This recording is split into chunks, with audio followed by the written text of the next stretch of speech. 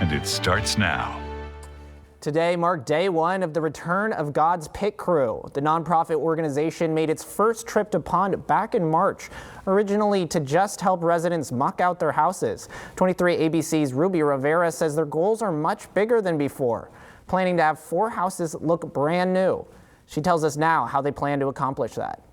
Day one of God's Pit Crew's return started with 30 volunteers, and after only a day, residents say their houses are already looking better than before. Immediate disaster response coordinator for God's Pit Crew, Chris Child, says after seeing the progress they've already made so far, he says they knew they made the right decision in returning. The plan is today to get all of the framing stuff done. So these homes had 2 layers of drywall, which is really unusual. So we had to fur all of that out. So the teams are working on that. And then there was some rot, some termite stuff. We're taking care of all that today. Child says he's extremely grateful to see all the volunteers show up and says the amount was definitely a shock at first. The increase in volunteers had allowed the group to work on all 4 homes simultaneously, something Child says he wasn't expecting but allows them to get a head start. It's just exciting. To have this opportunity, it's priceless. To be able to help someone, there's no way they could put this stuff back together without any help. So to be a part of that is huge. Aside from local volunteers, God's Pit Crew had also received assistance from St. John's Church. Coordinated by Dina Mojo, she says it's been a very stressful yet rewarding ride after coming into the game so late. It was really emotional because we knew that we couldn't do it without them. So now that it's here, it's been a lot of planning, a lot of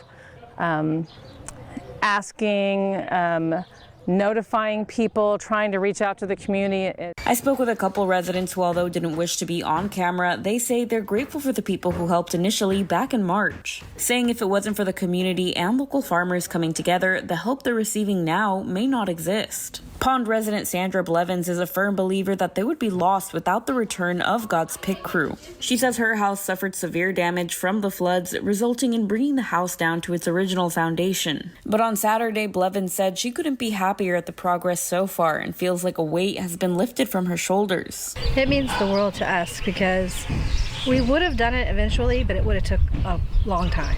And them jumping in and helping and continuing the circle just means the world to us. Child says he met these families at some of the lowest points in their lives, just trying to bring a sense of relief to them. He says this continuation of the project is set to accomplish just that and can't believe the shift in perspective from residents. It is cool. I've been talking with them on the phone, coming back. This is my 3rd trip.